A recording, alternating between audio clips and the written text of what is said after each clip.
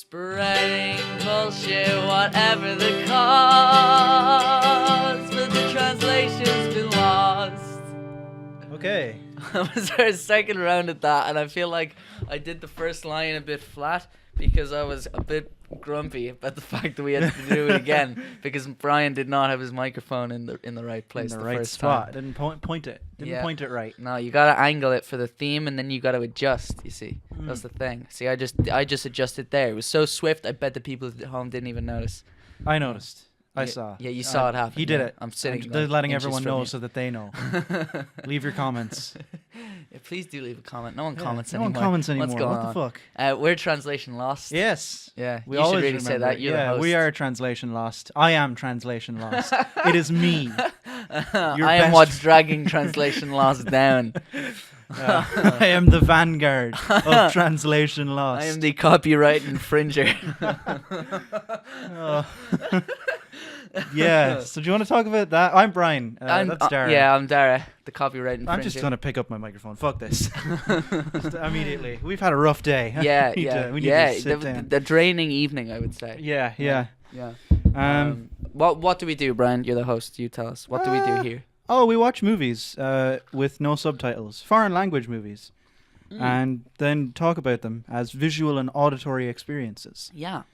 Because, that's all we got. Sometimes stuff gets dragged down by writing, and you want to take the writing out and see if, how does a movie hold up when there's no writing in it?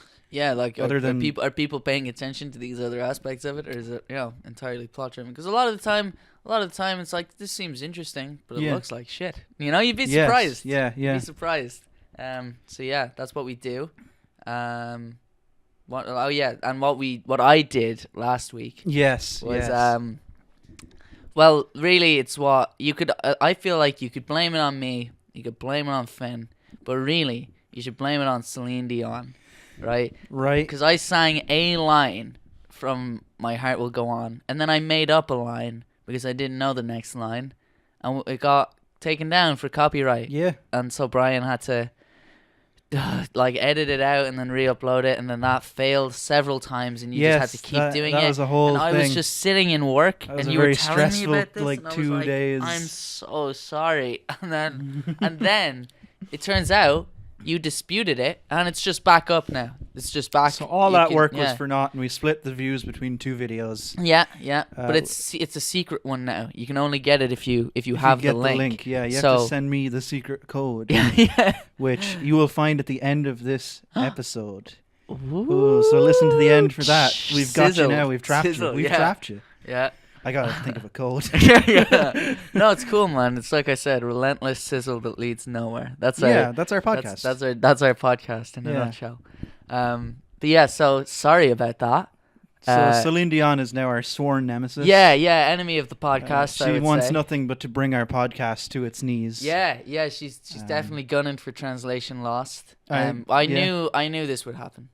I knew Celine Dion wouldn't be able to handle the fact that she's out of the public eye. We're the new. Well, she asked if she could be on the podcast, and we said, "Look, you're not very relevant." Yeah, and we, you know what, we were really rude about it too. Yeah. Like, we really turned our noses up at her. So yeah. So, how was your week, Brian? Other than having to upload the episode again. Actually, quite busy. Did a lot of stuff this week. Very active. Very active week. Didn't get a lot of chance to watch things other than just Trailer Park Boys in the background of stuff. Oh my God, Brian hasn't watched that many things. Yeah. But I bet you still have watched things. You definitely have things to talk about. I know that for a fact. Yeah, I watched Triple X. Yeah, oh shit, that's right. I forgot that's one of the things you want to... Why did I remind you? Classic 2002 Vin Diesel movie. Just put it on. It was on Sky. We were just at Ali's house and we had nothing better to do, so we were like, let's watch Triple X. That's about to come on. We watched Triple X, and that is a great movie. Oh, God. That is an excellent movie. I don't believe you. Welcome to the Xander Zone. You're very far away from your microphone. The Xander Zone. Okay, yeah, well, yeah. I'm gonna move my legs up. I'm gonna get comfy fair. Like you've gotten comfy. Box. Yeah, fuck the box. Oh, it's so heavy. No, you're so weak. Yeah, so welcome to the Xander Zone. That's his catchphrase. That's his catchphrase. He's I thought you were Xander trying Cage. to effectively rename this podcast the Xander Zone. Xander Zone. I'm your host, Xander. Where every week we watch the Triple X in a different language dub. Oh, there's an idea. Definitely not. Are you kidding me? But Vin Diesel did. This is totally unrelated. But for Guardians of the Galaxy, he recorded all of the versions of I Am Groot in all the different languages because he was like, it's just 3 words. Yeah, that's really cool. Yeah, I respect that. He's Groot. Or maybe that was his way of just being like, I would like to get paid more for this small speaking role. That might be it. Also, he's a bit of a nerd. He might have just thought it was cool. Yeah. He plays D&D. And does he? He wrote the foreword to the D&D handbook a few years ago.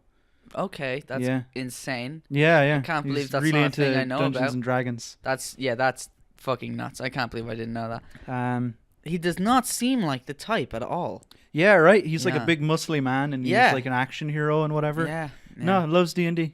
No, I've never been a big fan of his. I don't know what it is. That whole mumble growl thing he does. I don't know what that guy's voice actually sounds like. I bet it's much higher and kind of lame. It's like a really. That's why he does that. Yeah, maybe actually that's true. But it doesn't appeal to me. I can't understand most of what he's saying, and like I've not seen a single Fast and Furious film the whole way through. You're missing out. I saw some of the 7th one, and it was the bit I saw was pretty action packed. It looked pretty dope, but also they must have mentioned family like 50 times. Oh, it's about family, in dude. the 3 scenes that I saw. It's all about family. Jesus Christ. They should have called it the Fast and the Family. It's like, it's really corny dialogue being sold by a guy who isn't enunciating.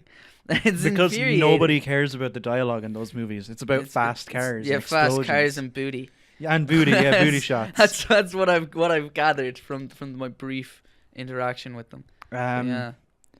Yeah. So Triple X is a great movie. Okay.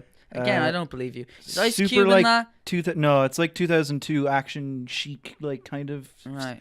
It's got that look to it of like an early 2000s action movie. Everyone's got like those wraparound shades and black leather, and it's great. It's great. Yeah. It's really fun to watch. It's like a Saturday movie, something you just stick on and hang out. Okay. It's good. Enough. See, I tend to not really watch things when I'm just hanging out. Like that, whenever I actually get to watch something, I very rarely watch things. Yeah. Really, in the grand scheme of things, but I primarily am out and about doing things. I tend to tire myself out. Yeah, and then you're just not really. Yeah, and then when I actually do sit down and watch something, I don't want something that's like kind of dumb and fun. I want it to be good, which is why I save all of the things that people like you legitimately recommend for moments like those. Like I usually watch a movie when I'm eating my dinner. Oh yeah. Well, like if I cook like a meal or something, I'm like, I'm gonna put on a movie while I eat this, and that's how you end up watching tons of shitty Adam Sandler movies and stuff. Yeah. See, I like listen to a podcast or listen to some music or something while I eat my dinner. Yeah. Sometimes if it depends on how big of, if it's just like a regular ass just dinner that I made on a fucking Tuesday night, I like watch an episode of Trailer Park Boys and then go do something else. Yeah. But if I'm just like, or Sundays, if I've like done some heavy drinking over the weekend, Sunday is a day where you just lie on the couch and like watch The Revenant or something that you haven't seen. Yeah. And it just came on Netflix, so you're like, that's when I watch all those Marvel movies. Right. Okay. Right. Yeah. Okay. That's fair. Right. Well, a moment like that occurred earlier today. I rewatched because I did watch it once, but I couldn't remember anything from it. Christina Pajitsky's special on Netflix. Oh, I haven't watched any of her. It's really funny. Yeah? It's super duper funny. Because it came up in conversation with Finn the other day. Yeah. And I was like, man, I know for a fact I've watched that, but I can't really remember anything from it. And yeah, it's hilarious. It's really, I'll have to watch funny. It. So. Yeah, no, it's great. And because she's great. I'm a fan of their podcast. Like, yeah, the podcast is great. Yeah, yeah. And yeah, no, definitely that's just definitely worth a watch because there's a lot of questionable stand-up specials on Netflix. I find. Yes, yeah. There's just a lot of stand-up specials on Netflix, and I think comedy is like sometimes what other people find funny doesn't make sense. Yeah, like it doesn't translate or whatever. Or like, what's his fucking name? The I'm not fat, I'm fluffy guy. What? Gabriel Iglesias or something? No, that's a singer. No. I don't know, some dude. But like, he's really successful and whatever. But all of his jokes are awful. Yeah. Just terrible. Do you know who I get that about? Michael McIntyre. Do you know him? Yeah, Because same. I really liked him when I was young. Yeah, I feel like because it's like it's the most bare level of accessible comedy. Yeah, you know? yeah. And I went to see him, and man, he was in an arena. He was in like the 3 Arena, and it was packed. Yeah, it was like 20,000 people, and they were all pissing themselves. Well, I think I've been to see like comedians live before, and I feel like you're way more likely to laugh. Yeah, you really get caught up in it. Yeah. Yeah, it's just a giggly atmosphere. Yeah. You know? And maybe you don't drink, so you don't. Yeah. But in the visual, like you get yourself 2 little plastic cups of beer and go in. Yeah. I went to see Reginald D. Hunter and David O'Doherty. Oh yeah. Yeah, David the O'Doherty. keyboard guy. Yeah. Both of those were like legitimately really funny, but yeah. Like, I feel like if I was watching those as specials at home, I wouldn't laugh nearly as much as I did. Yeah. That Reginald D. Hunter one ended with real controversy, didn't it? Yeah, someone walked out. Yeah. He made a pretty offensive joke, not gonna lie. But he had made many more offensive jokes before that, but those were about black people, so this person didn't care. Yeah. Yeah. He said something to that effect after they left. He was like, well, you were fine with all those other jokes, but this one. The one that's picking on you or whatever. Yeah, so that was good, though. That was fucking great, and he handled that really well. And that's good. Yeah, you need to be able to handle that well. I've seen a couple of comedy shows in the visual, and I find I am like a crowd participation magnet. And like there were times when I was younger that I sought it out. Yeah. And like I got it, but it does tend to kind of come my way anyway. You get picked out of the crowd. Yeah, I don't know what that is. Just like when I was younger, it was like, how fucking young are you? What are you doing in my comedy show? Yeah. Because like I was like 14 or something. You looked like a baby when you were 14. I did look like a baby. Yeah. If I were clean shaven now, I'd look like a baby. Yeah, if you were clean shaven now, you'd look like maybe 18. Like maybe 17, maybe younger, man. Yeah. You haven't seen me without facial hair in a while. That's like true. It is a babyish face. That's why I have had facial hair for so long. But yeah, it's definitely like sometimes you'd come away from a comedy show and you'd be like, oh man, that was so funny, and then you'd like consider telling your friends some of the jokes from it, and you'd be like, it just wouldn't be as funny. Yeah, it wouldn't Not work. even nearly without the context of the entire show. Yeah. So that's a whole different vibe. But I feel like that's always a great thing, like with your friends. Yeah. When I found when I watched all of Tom Segura's specials. Yeah. Like maybe the week after that, you came up here. And I was like, oh, have you seen Tom Segura specials? And you were like, no. So we just sat down and watched one of them. Yeah. And like, I had just watched it, but I didn't mind because it was still funny. Yeah. So I think in that way, like, comedy specials are really good, like, group. Yeah, and a lot of the time, like, it's even funnier the second time around because you're watching it with other people, and when other people are laughing, laughter is infectious. But I love seeing other people's reactions to jokes too. Yeah, like, that's always really good. Yeah. Dara's eating a bar. I was being really discreet about it. Yeah, you were being really discreet about it. I'm not going to let you, though. Dara's eating a bar. It's very unprofessional. It is very unprofessional. Well, I'm also balancing the microphone on my stomach, which is also very unprofessional. And I'm really struggling with this bar, to be honest. Yeah. I'm having a hard time. This is actually, you could have just opened it normally. I know, but that's because I was trying to be discreet, and then you ruined that anyway. So now it's all for fucking nothing. Okay. Excuse me. I'm making an absolute bollocks of this. I'm going to just go from the other end. Start over. There we go. Yeah, boy. Your ma just had she's a pack of 6 of these the standard ass dairy milk bars. I've never seen that before, but I'm digging it. I brought 2 of them in here, so I'm sorry to people listening at home. This is about to get shit. You gotta get one of those bars and break it up. Slice open a banana. Stick them in the banana and then toss that shit in the oven. So good. You're just ruining fruit. If I were to How eat is a that banana, ruining a banana? if I were to eat a banana, I'd be like, man, I better get like all of the nutritional goodness out of this. Oh banana no, as I I can. mean, you know, Because like I rarely eat a banana or like a piece of fruit.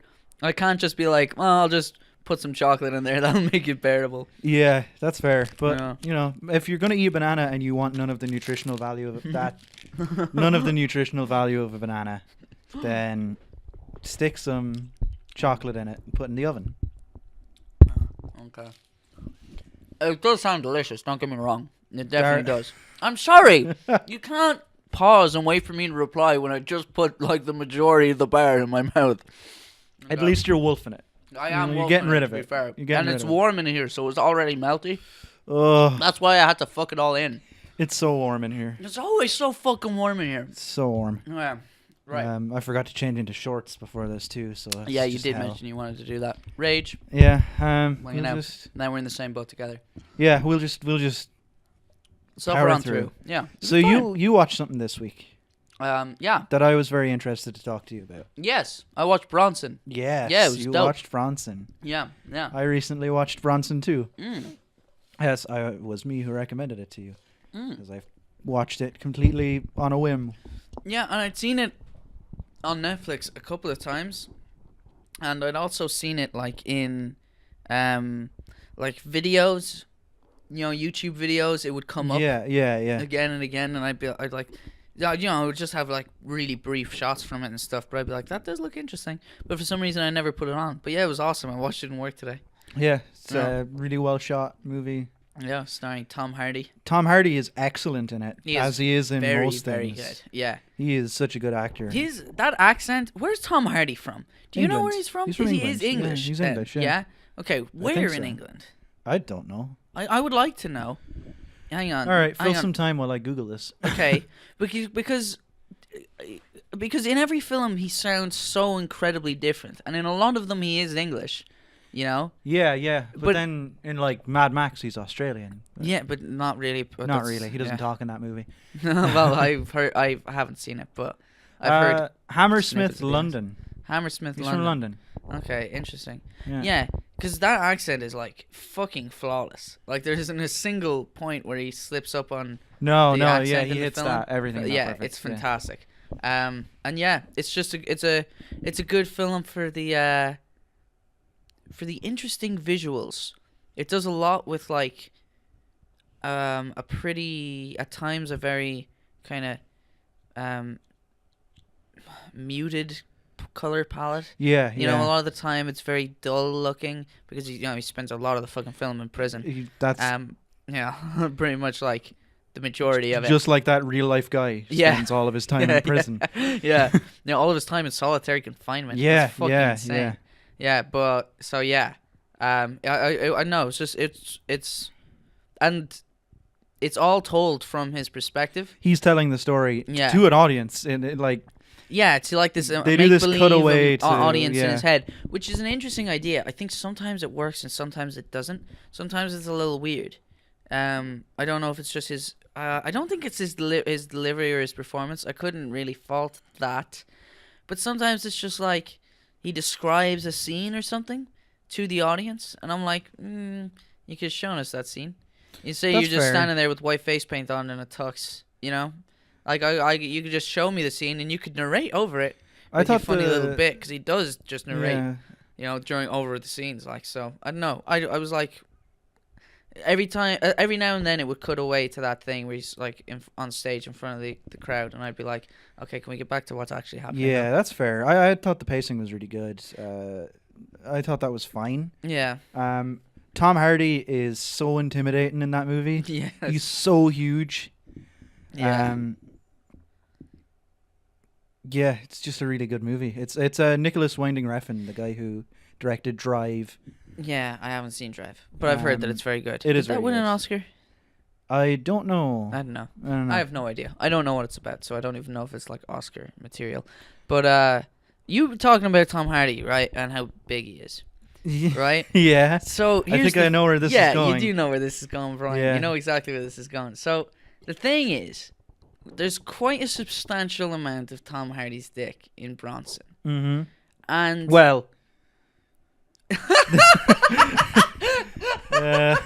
Wait, look, the thing is, it's not, as you said yourself earlier, it's not very impressive, right? It's not very impressive. But also, dick. he's huge, so that's the thing, man. Is I really don't want to badmouth Tom Hardy because that's the last thing I saw him in, and he's really scary in that movie. Yeah, he is terrifying in this.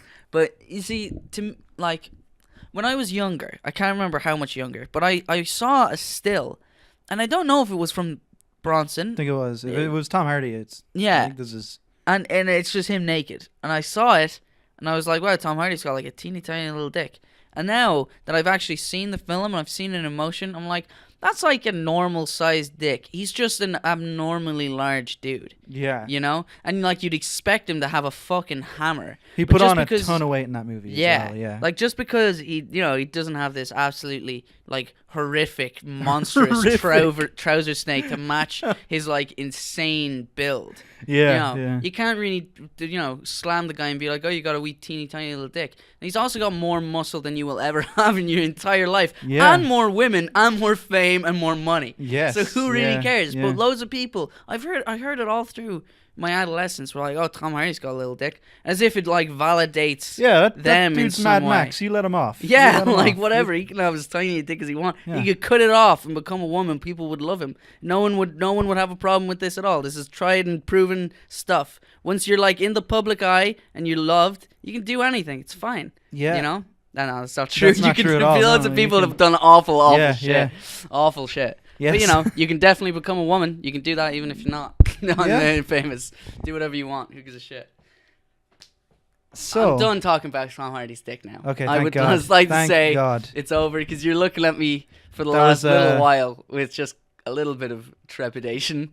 Just a little bit. Yeah. Just a little. Just a little teeny bit. Little teeny bit of trepidation. Yeah. Very small.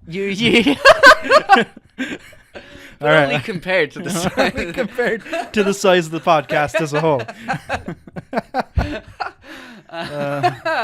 Oh, do you know what else I watched? What? Sorry. Let's just jump off this topic. Altogether. I watched with Ushing the first couple of episodes of Mob Psycho 100. Oh, cool. Yeah. Yes, that's a great show. It's a very good show. Yeah, it was recommended last week by both you and then him subsequently in the group chat. Yeah. So I was like, I better get on this shit.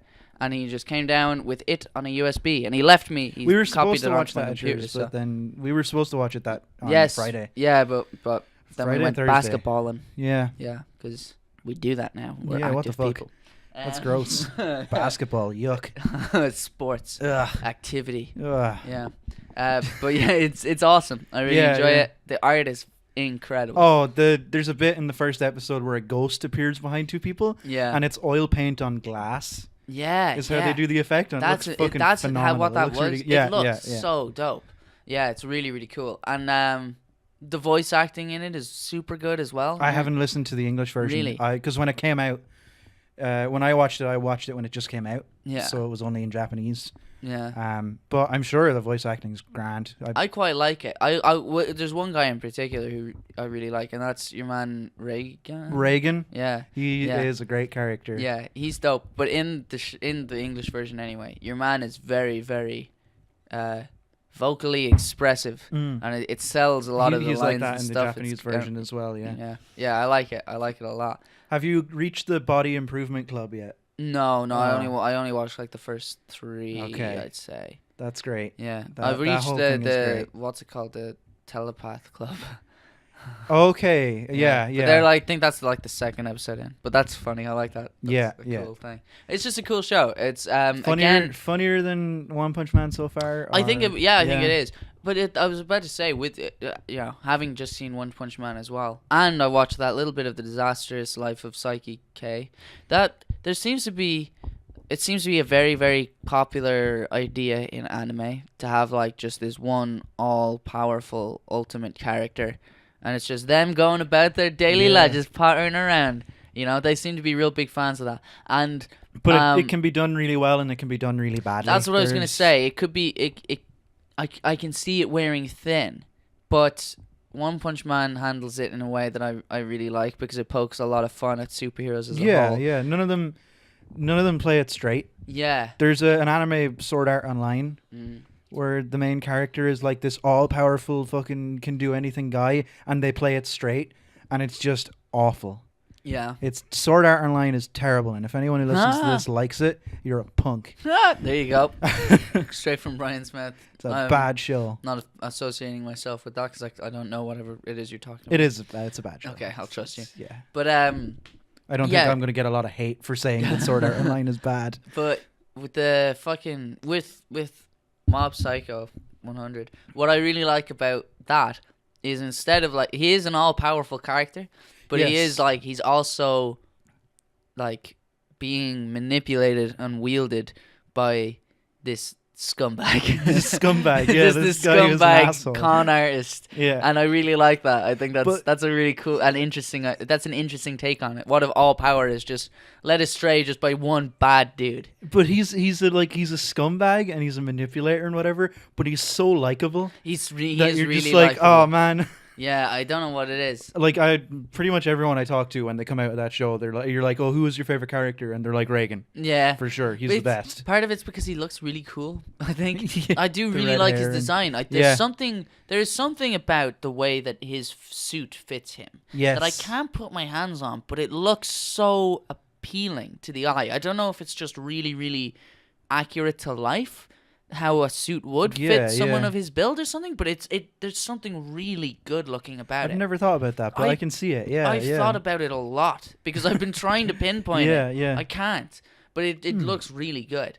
The whole show looks really good. There's an opening scene to the first episode that is like the like battle scene. Yeah, it's like a crazy trippy battle sequence, and most of it doesn't look like it's like computer animated in any real way. Like it looks. Get the microphone. Thank you. Sorry. It looks more like kind of like you said, like kind of oil paint and stuff like that. Yeah. It's really they use like fucking 15 mediums in that show. Yeah, that's the thing. There's like they're really pencil sketches on paper and stuff they use as well. Yeah, because it's really like it's a really fascinating looking show in the sense that like.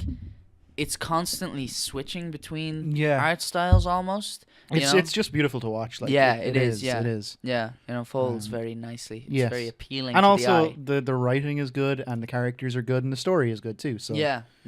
It's enjoyable. Like So that's I second your recommendation. Third it, I suppose. If you count Oshin, which no one listening to this should. You're not in our group chat, as some of you are. There's a live action version on Netflix if you told me about this, but you also said that it was shit. It looked terrible. The bits that I've seen of it don't look great. Yeah.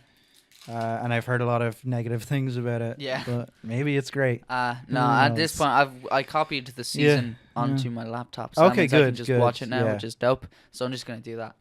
Yeah. I have to rewatch One Punch Man. Yeah? Yeah, I really want to now because you've been talking about it. And sure. It's on Netflix. You fucking may as well.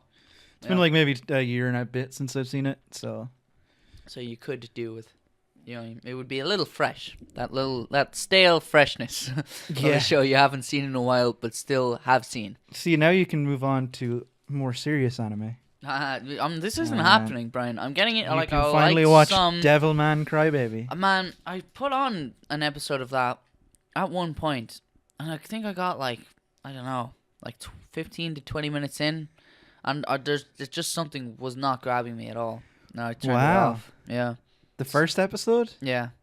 You didn't. I found it really hard to know what was going on. It just starts. No, what I mean is like visually where things are and who's where and what's happening. It's giving you really but it's such weird, a well-directed. No, but it's like so well directed. That guy is so well known for his like talent. It was like really weird perspective shots. Yeah. But they were kind of disorientating. That's the point. Well, that's a stupid objective. Let's get this. Let's draw a world that no one understands. Oh my god! You watched one episode. No, I'm not. I'm just. Look, this is what I got. You're gonna sit here. I'm just trying to justify why I turned it off. I'm just trying to explain the first 15 minutes. I'm not saying this about the whole show. Obviously not. I haven't seen the whole show. I'm saying in the first 15 minutes, this is what made me want to turn it off. Just gonna sit here and tell me that Yuasa is bad director. Like, I don't even know who this is. I don't know what's going on in this show. And I didn't say he was a bad director. I just said that I didn't know what the fuck was going on. Maybe I'm just thick. That's possible. Yeah? That's just a theory. I didn't rule that out. I'm eating chocolate again, by the way. Yeah. Devilman Crybaby is excellent. It's a great show. It's a great series. I can't really comment, but the first episode isn't. You watch it. Oh my god. Oh my god. You watch it and you know that's it. That season. There's no like season 2. There's not going to be. If you watch that, you've got the whole story, and it's really good. Okay, I will consider going back to it. I probably will at some point. It is very good, and I can see how the first episode would be kind of disorienting because it just starts, and also the dude, it doesn't really do anime like other anime directors. It gets easier to understand, I think, maybe once you get into like episode 2 and onwards. It becomes a little bit more standard. But yeah, I would definitely recommend Devilman Crybaby. Also, another thing I just remembered that I didn't like about it, and I understand that this was definitely just a symptom of the fact that it was the first episode, but there was so much fucking what's the word I'm looking for? Exposition? Yes. Buckets and buckets of exposition, just and not very well integrated into natural flowing dialogue. You know? There's a bit where he gets picked up by his friend in his car, and then they're driving to this place. That's the scene where and his friend is just like, "I'm going to tell you everything." Yeah, that's the scene where I turned it off. Yeah. Halfway through that explanation, I was like, "Fuck this guy, fuck this show." I would have kept going to the end of that episode, because once you get over that first episode, the main character, there's like a change that happens. Right. The main character changes in a way, and then you're like, oh wow, okay, let's see what happens here. Okay, interesting. Like I said, I will probably revisit it. Just finish the first episode, even, I would say. Yeah. Okay, I will go back to it. I just thought of another thing that I wanted to bring up. Okay. First of all, congratulations to Virtual Citizens, because they had Derek Landy on an episode of their podcast recently. Yeah, that was great. Which is pretty dope. I listened to it. It's a good one. They talk about writing. He does the majority of the talking, as you might expect. As you would want. But he's an interesting dude. It was interesting hearing the story. He's the author of Skullduggery Pleasant, by the way. He's a great writer. He's really good at it. And so I got a call during the week from Emmett Jones, who's important in Virtual Citizens. I believe he's like the producer, but I can't say for certain something like that what the role is. And Barry, who's on speakerphone, a long-time writer Barry. You might be hearing more from him later. Hopefully. They just rang me being like, so Derek Landy just left. I'm like, oh yeah, and they were like, yeah, we had a nice chat. I'm like, oh dope. And they were like, you came up. I was like, oh, did I? And then it's like, yeah, I told him that you borrowed my copy of The Last Stand, and he called you a dickhead. And then he was like, and you can tell him that I called him a dickhead. So there you go. Derek Landy called me a dickhead. Teenage authors called you a dickhead. Yeah, like the author of the book series that I read. He is, definitely. But I don't think he had enough information to make that assumption. Maybe if he listened to an episode of the podcast, I'd be willing for him to call me a dickhead. I'd be like, okay, you've got all the evidence you need. But just based off of that, I'm sorry, Derek Landy, but I don't think that's enough. I've done way worse shit than that. Yeah, that's true. That's true. One time he just kicked me right in the shin. Just walked up to me, bang. I was like, ow, why'd you do that? And he's like, 'cause you're a pussy. That's not true. But when we started hanging out, you and I had a thing where we would like constantly make fun of each other and like take the piss out of each other and pretend that we hated each other. And then eventually I found out that when I wasn't around, you were always like, oh no, but seriously, like, there's a nice guy. And whenever you weren't around, I was just still shitting all over you. Just like, like it was almost bullying, really. And then I had to like take a step back and be like, I do like Brian, don't I? I remember hearing that where like I was like, oh no, I really like Dara though. He's a cool guy. And they're like, that's not what he says when you're not around. That's crazy. Yeah. So that's like a metaphorical kick in the shin. Metaphorical, yes. Yeah. Yes. Yeah. Kick in the heart. Kick in the heart. Yeah. What time are we at? 35 minutes. Holy shit. Okay, yeah, wow. Probably my legs are sweating so bad. They're like dripping with sweat. Wow. Because it's like one of those tracksuit bottoms with the 2 layers. Yeah. I'm not a fan of those. I find them weird. Yeah, I like them during the winter. Yeah. And then I forget about them or about how terrible they are in the summer. Yeah, but these are still like these ones are still pretty warm.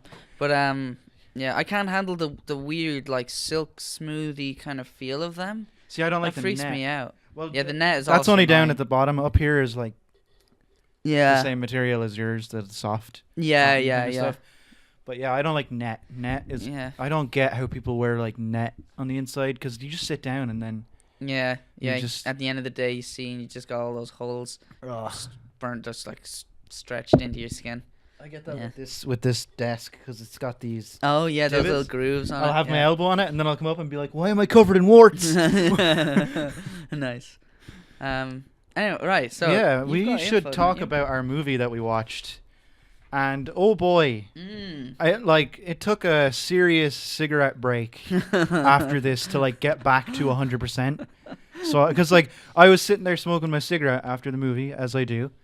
Dara went to the shop to get his Monster, which he's got just regular Monster today. Yeah, we didn't actually mention that. Monster Classic. Oh, seamless. Ladies and gentlemen, he reached for his beer, tipped it over, and then caught it as it fell. Brian, you unprofessional bastard. Oh no, my phone is on. I put my phone on flight mode. Oh my god. On flight mode? Yeah. I just put it on silent. No, mine's always on silent, but it vibrates. I can't do that because I put it down a lot. Huh? That's fine. I leave my goddamn vape? You keep talking. So yeah, we watched Perfect Blue. And I was sitting having my cigarette after the movie. This is where I was going with this thought a few minutes ago. And I just I was thinking to myself, how am I going to do a podcast now? Like, how am I going to sit and talk and be like good for the next hour and a half, 2 hours? Like, yeah, it was very interesting. Very, very interesting film. But it was also, without the dialogue, very confusing, very traumatic, very graphic. Yeah. Very interesting. I have the info here. Yeah, go for it. I couldn't get much, really. I couldn't get anything on the budget. The budget is estimated to have been around 3 billion yen. 3 billion yen? What's that? It's about 3 million euro. Directed by Satoshi Kon, who is very well known. I think he directed Paprika, and he's directed like fucking everything. He's directed so much stuff. Written by Sadayuki Murai, who I have not heard of, but probably has done loads of stuff too. And it was released in 1997. Nice. Also, I have a bit of trivia. Ooh. The dancing scenes with the 3 idols were purposely animated out of sync to make it look more real. Interesting. Their choreography wasn't perfectly synced up. It's not matched up. It's not like perfectly synced up. That's pretty cool. It would make it look more like real life. Yeah, because it's all hand drawn. That's very beautifully hand drawn. Very beautifully hand drawn. Very obviously hand drawn, I would say. Other films, there's other films like Spirited Away and stuff that you're watching and you're like, what? What? How did they draw this? This doesn't make any sense. It's so Akira, Akira, yeah. But with this, it's like a little jumpy. There's kind of, I would say, probably like less frames. Well, I feel like this movie is a lot more grounded than Akira or Spirited Away. Yeah, that's the thing. I think that the somber tone of the film and the kind of realness of the story, kind of suit the kind of. I wouldn't say I don't want to say minimalist, but like slightly less kind of explosive art style. that you would see in anime. It's very real. Very real. It feels like it could be real life. Yeah, the characters look more like people than like anime characters. They don't have big, obnoxious eyes that are crazy colors, and some of them have pretty obnoxious eyes, but I don't think that's their fault. No, no. But it's much more kind of discreet. And a lot more realistic. The people look Asian. Except for two of them that look like monsters. Yeah, like actual like because monsters, their eyes just are like deformed. 3 feet apart. Yeah. And you don't trust those ones. You don't trust the ones whose eyes are too far apart in this universe. That's what we learned by the end. That's what we learned by the end. Yeah, don't trust people whose eyes are too far apart. Yeah, the only two in them were fucked. They were fucked up. That photographer, his eyes were kind of too far apart. He was pretty fucked up. Anyway. Yeah, he was. Yeah. That seems to be a running theme. Yeah, right? People whose eyes are slightly too far apart are bad people. Yeah, there you go. We've cracked it. We've cracked it. Cracked the message behind If you take Perfect nothing Blue. else away from this podcast, it's that we figured out Perfect Blue. And it's about don't trust people whose eyes are too far apart. Yeah. So, what's the film about? It's about an idol. Yeah. Who is kind of like rising in fame. Yes. As the film progresses. I think she leaves one group and joins another group. Yeah, I think that she left the group altogether to kind of go solo. She was like in a girl group of 3 girls. An idol she was group the idol is what group. they're called. Yeah. Okay, right. She was they're in an idol Japanese group. thing. Okay, I didn't know that. Yeah. She was in an idol group of 3 girls, and she was like the lead singer. Yeah. And then it appeared in the first scene that at the end of the song, like they were having a sad moment, and we thought originally that they were splitting up, but I think that she just left the band and went solo, because the rest of the film is like her doing solo career stuff as an actress, and still pursuing music, but doing like loads of different things, appearing on fucking talk shows and all this bullshit. Yes, doing that whole thing, and I suppose the prevailing threats in the film are like there's the creepy stalker dude. Yes, she is followed by a stalker. That seems to be the opening drama of the film. Yeah. And for a while, it seems like that's going to be the entire film. Yes.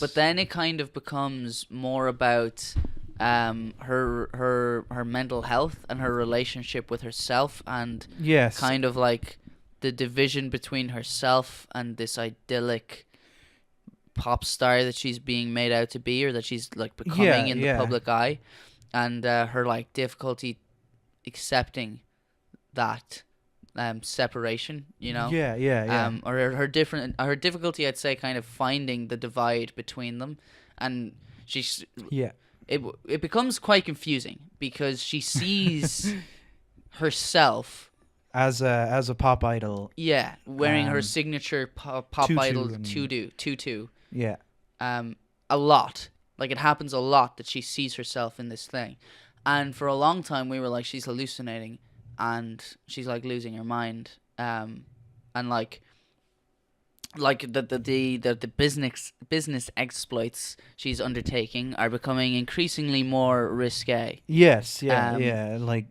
scenes in movies that are a little tough. Maybe have quite the psychological toll on someone. I would imagine so, because they had quite the psychological toll on me. And me. We'll get back to that.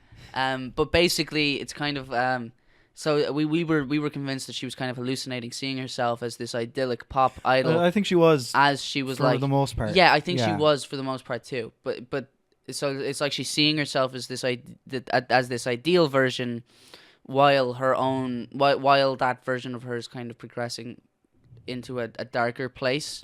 Yes. And she always, what I found really interesting is she always sees the version of herself in the tutu that's all like super giggly and bouncy and happy. She always sees that version of herself when she's in like the most normal clothes. She's got like her hair tied up, and she's like chilling in her apartment, and she's like this is when she's a normal person. but she's still kind of haunted by. She can't get away from. This. And she's on the website, the fan club, reading everyone's comments and stuff, and that kind of ties into that too. With you can't escape your persona as an idol. I think this movie was supposed to be a commentary on that kind of culture in Japan at the time. Yeah. I think it's definitely commentating on real life. Yeah, well, I would say that it holds up as a commentary on like how that kind of shit goes down now as well. Yeah. Oh yeah. Yeah. It holds up now. Like. Yeah. For sure. Because a lot like. An aspect of it is obviously this crazy stalker, and it's kind of like the perils of fame, and like the things that could happen, all the terrible things that could happen, that could come from it. But for the most part, I would say it is primarily like a dissection of the psyche of someone who is in the public eye at all times. Yeah. And like her relationship to the people who are crafting her image, I would say. And how she feels about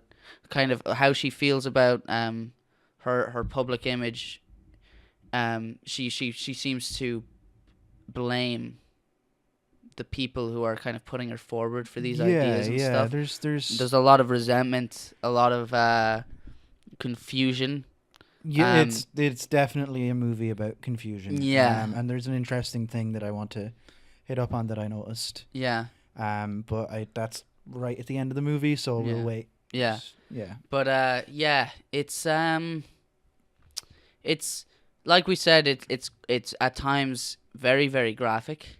Like it's like the opening scene is her performing as a part of this pop trio, and her seemingly leaving the pop trio, the idol trio, I guess, whatever. Yeah, whatever. And then like the next thing we see her do professionally is this scene where she's in like a strip club. Yeah.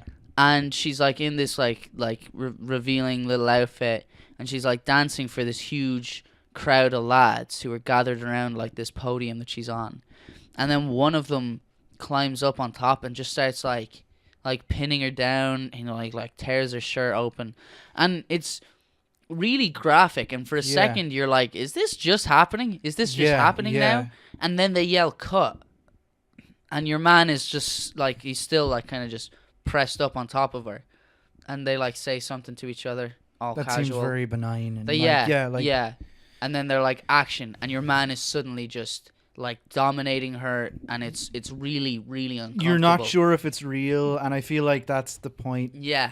And is it real? Is it like yeah, and it's kind of like does it matter that it's not real? I feel is the question. Yeah. To her, it doesn't matter that it's not real. To her, she feels as though damaging. It's happening. It's still damaging. Yeah, it's kind of like she's not really getting, she's not really getting she's not being taken advantage of, but like in the physical sense. Yeah, no. But she is being exploited in some way. Yeah. And the kind of the graphic kind of rape imagery, I would say, could be like symbolic of the way that she's being treated by the industry. And what it's doing to her as an actual human being. Yeah, definitely. Yeah. But it's still very hard to watch. Oh, it's even when you know that it's a film, like when they say cut. Yeah. When they get back to it, it doesn't, like, you're not like, oh, okay. Yeah, it's not real. Fine. It's acting, because suddenly she's just screaming again, and she's like writhing around trying to get away, and your man is like thrusting, and and then she starts to get like lightheaded and dizzy as she like spins around, and then it like fades to black. Yeah. So I think that kind of is supposed I think that's kind of supposed to speak to her lack of awareness, or kind of her lack of a grasp on what parts of this whole crazy thing is real and what part isn't. Yeah. You know? And it does that by making us as the viewers question what part of it is real and what isn't as well. Yeah, it's a really well put together scene. And then that becomes quite a recurring theme. What's happening? Did that actually happen? I don't know. Is that a real scene? Who knows? You know. Yeah. It's a really effective movie. You even without dialogue, even without anything, it gets its point across so well. And like I feel like it's set out to make me feel uncomfortable. Yeah. And it definitely accomplished that. Yeah. You know, and like you come off the movie and you're like, oh, I feel terrible. But also you're like, oh, it's really cool that something can make me feel like that.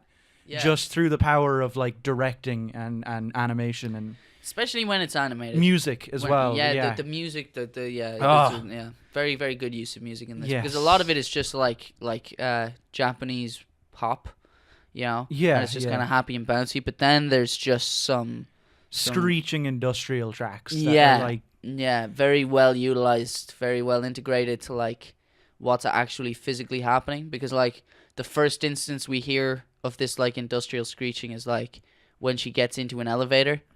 And it's like as the doors to the elevator close, she spots her stalker, and at this point she's not fully convinced that she's being followed by him, but she is, you know, on the lookout. Yeah. And then as she spots him, the screeching starts, and then the lift just begins to go up. No, the doors close. Oh yeah, the doors close on him. As he smiles. Yeah. Yeah. But then the lift is like going up, and it's kind of like the screeching sound is, in one sense, building tension, but it's also kind of supposed to be the sound of the lift. Yeah, you know? And then it just stops. Yeah, and you're into the next scene, and it's yeah. Oh, it's good. It's good at that as well, building tension and building suspense, and then leaving you waiting again. Yeah, it just builds it up, and then it's like, no, not yet. We've got some more normal shit to cover. And it does that a few times, and then it just explodes with something. Yeah, with actual action, and all of that hype then is definitely met. Yeah. I would say, but it's not hype like in the sense that and now this is I hate to bring this back to Triple X. But in Triple X, how he's like doing something and it's building up hype for him to do the cool thing, and then it happens and you're like, yeah, this is like, I wouldn't even say it's hype, it's more dread. Yeah, because something bad is about to happen. Yeah. And then you're like waiting for it and then it doesn't. But you know that now all of that energy has to go somewhere else. Yeah. So what's going to happen in that stead, you know? So should we get into like the kind of more spoilery aspects? Yeah.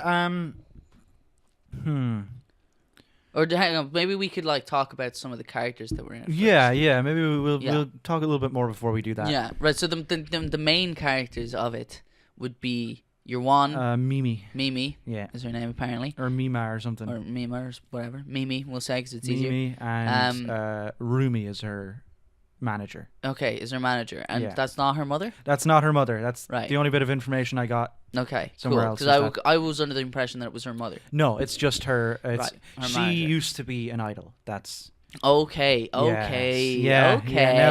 Okay, very good. Right, so her manager, and Rumi, then who's very supportive of her, and very, very supportive, but very.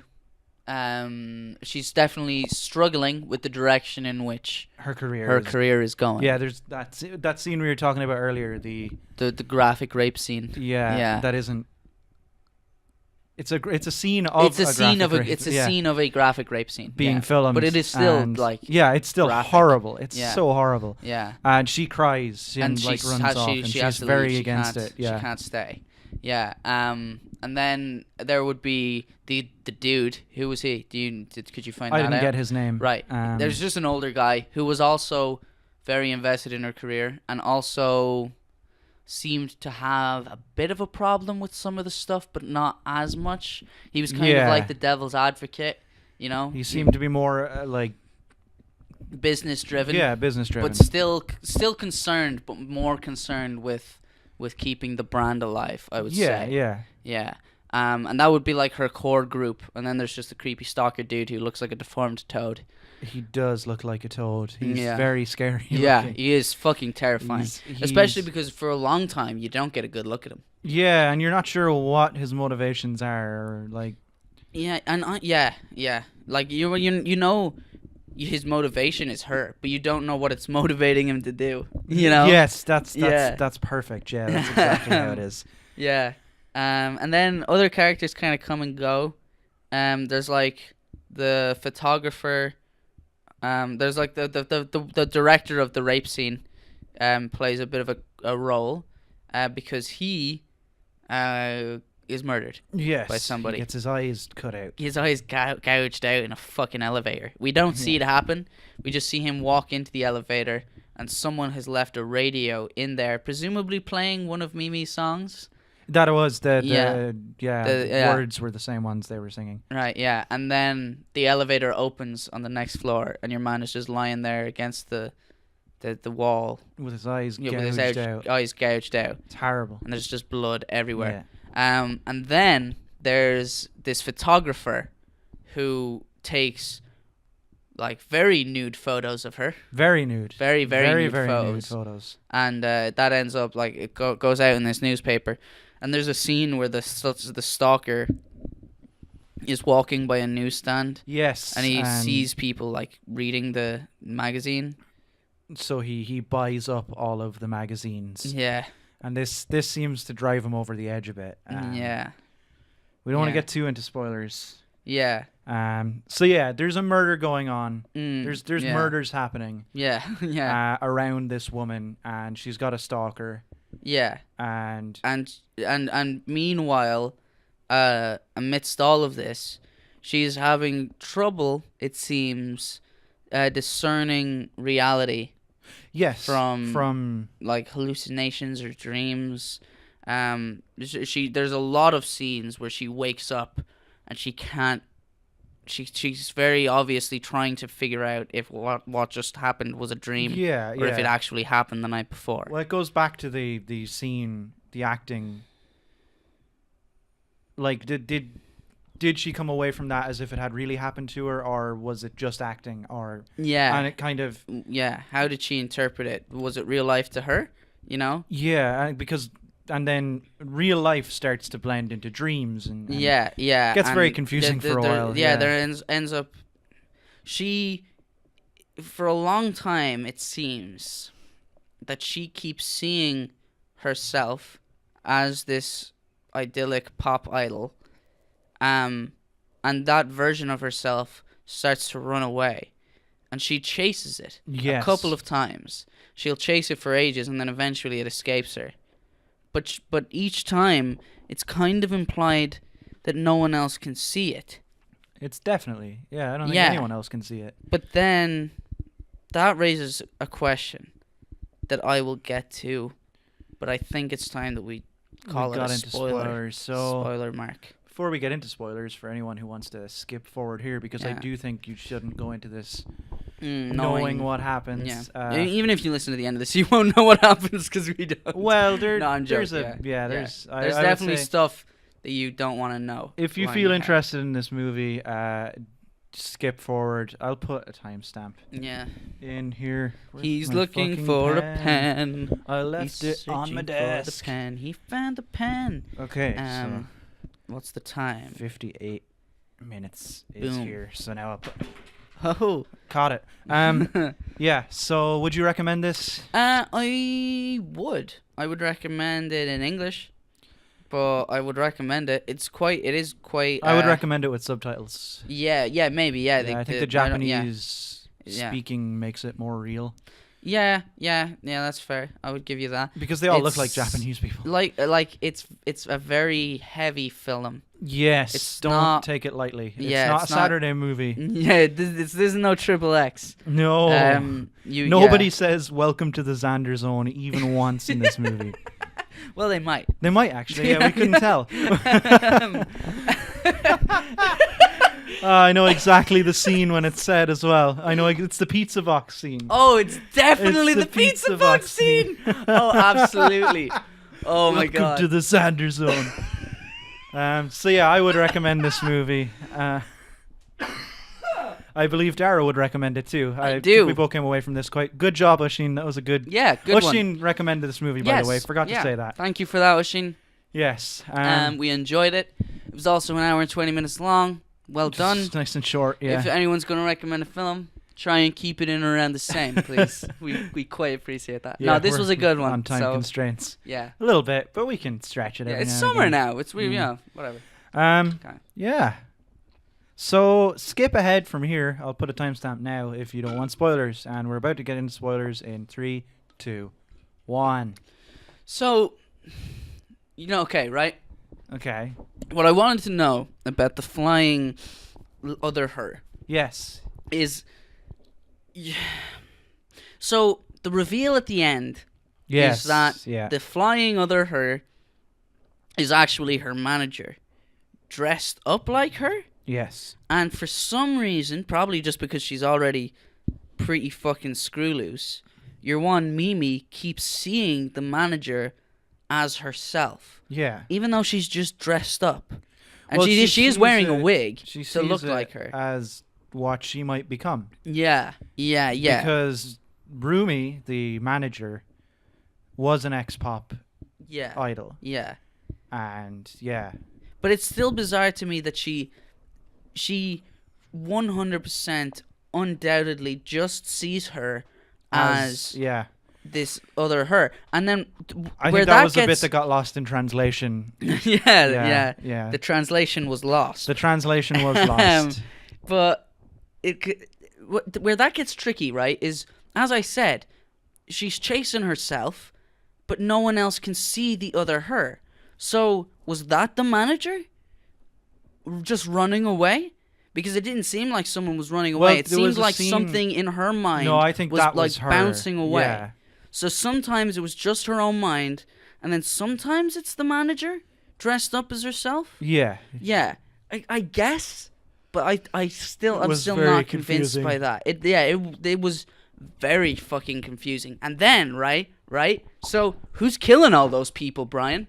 The manager. But I want you to explain the whole nature of that reveal. What? Do you not know what I'm talking about? No, I'm not entirely sure what you're talking about. Look, microphone's been put down. Okay, I'll put mine down too. It's just let's get serious. First, your man appears dead in the elevator shaft, right? And you're like, oh shit, it was the crazy stalker guy killed him, right? Then the photographer dies, but while the photographer is being killed, we see that happen. Yes. And it's your one. Mimi. Yeah. And we're like, holy shit, Mimi is the killer. And then Mimi wakes up in the morning and finds the bloody clothes in her wardrobe. And she has a nightmare that she killed him. Yes. And then she wakes up and finds out he's dead. And then she checks her wardrobe and she's got the bloody clothes. And she's like, oh my god, what the fuck? Yeah. And then at the end, her manager tries to kill her. Yes. And it's revealed that it was the manager the whole time. Well, they never revealed that it was the manager the whole time. Right? That's what I'm confused by. I think the manager did all of them except for the one that Mimi did. Or maybe the one that... This could all be explained in dialogue. This could be, easily. It probably is. I bet, who knows, maybe the manager planted the clothes. That's possible. The manager does have a key to her apartment. Yeah, she's there all the time. Maybe the first killing was your man. But you see, then they try to build it up that your man is gonna kill the photographer as well, because they show him buying all the magazines and getting really fucking angry. Yeah. So it's very clearly supposed to be a misdirect, and then there's a reveal. But the problem is we didn't understand the reveal. Yeah. So I'm still left a little befuddled about what exactly went down. All I can say for sure is all I can really comment on is what the plot is trying to say, rather than what exactly it was, if you get me. But I think throughout the whole movie, it really gets it. Like the whole movie is just a traumatic situation, and the confusion that, like, if you ever have a traumatic situation and you try and look back on it in your head, it's a mess. Like it's a confusing mess of just details and things, and I feel like that's what the movie kind of is. That's interesting. Okay. I feel like and that's where my thing. At the end, it shows a blue sky for the first time in the entire movie, like a one without clouds. Yeah. It's the first shot of a cloudless sky. Okay. That's very interesting. So, and that's the perfect blue. And that's the confusion is gone. The skies are clear. Everything's. It's not because the manager anymore. Is in a mental asylum. In a mental asylum. Yeah. She's been locked up. Mimi is more driving successful. away. She's successful. She's successful. She's driving off into the horizon. A happy, changed woman. She gives the camera a little wink. Her stalker is dead. He gets his eyes gouged out by one of his eyes. Well, yeah, by your Mimi, one. Assumably, yeah. She does get hammered by Mimi though as well. Oh, that's right. We nearly left that out. Yeah. Your man, then for real, nearly rapes her in the same spot. In the same spot as the scene that took place, and that's terrifying. Terrifying. Absolutely you know what's really terrifying about that?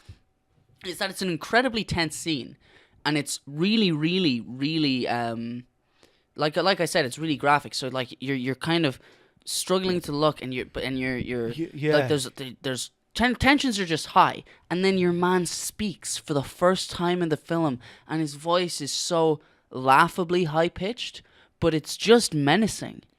It's not funny at all. It's in that context. It's the execution of it's so good because he starts talking and your good instinct is to laugh, but then you kind of start recoiling and you're like, oh God. Yeah, it's like throughout the whole movie, it's the thing where there is something really not right about this guy. And then he opens his mouth and confirms it even further that there's something that is not what that guy should sound like. Yeah. This person is confusing. Yeah, he's like over 6 foot tall, and he's got the voice of an 8-year-old. Yeah. It's just it ties back into the I think this movie is about like confusion and stuff like that. Yeah. And it's another thing that just makes you confused. Yeah. Just like there's just like some details from these events that really stick with you. Yes. You know, like while he's like trying to maybe it's not while he's trying to rape her. I think it's while the photographer's getting murdered. Yeah, it's while the photographer's getting murdered. There's constant flashes of some of the pictures he took of her. Yeah, like just in a frame. Yeah, and like there were lots of them, but the ones that stuck to me were the ones of her vagina. Yeah. Because there were quite a few. And they only flash up for a second, but they stick with you. And it's a random one that's like, whew, and it's there. It's etched into your mind then. Because it's weird. That's a weird thing to see. It makes it real, I feel like. Yeah, very real. Yeah. It's... God, I really like this movie. I did just too. Because it made me feel...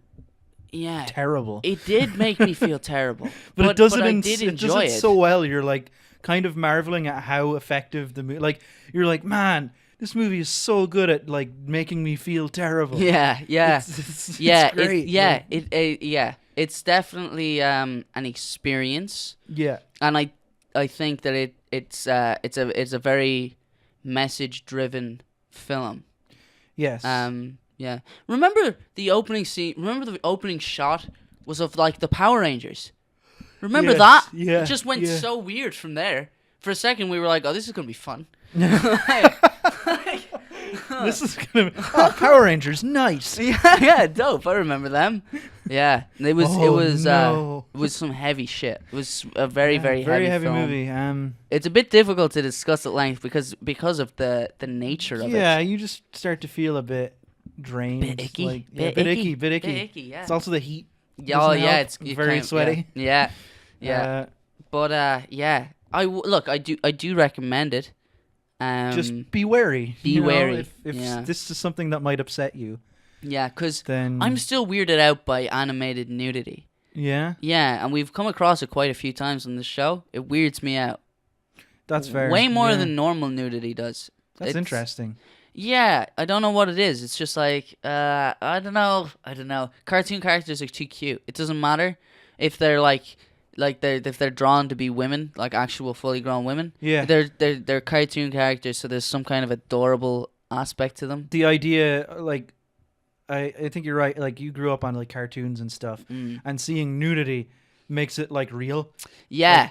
Makes the people real, because usually when you watch like a cartoon, those clothes, there's nothing underneath those clothes. They're that's just how it's drawn. Yeah. But then when they're pulled off, you're like, oh shit, what else is underneath everything else? Yeah, oh my god, they've got fucking organs, haven't they? Yeah. It makes it real. Yeah. And that's But then again, there's other, like, anime is plagued with just pandering nudity for the sake of it. Yeah, but it's well handled in this. Oh yeah, I feel like it all makes sense. It's all leading to something. I think in this film it utilizes the fact that animated nudity is a bit jarring, and it uses that fact to kind of throw the audience. Yes. And kind of affect them very heavily.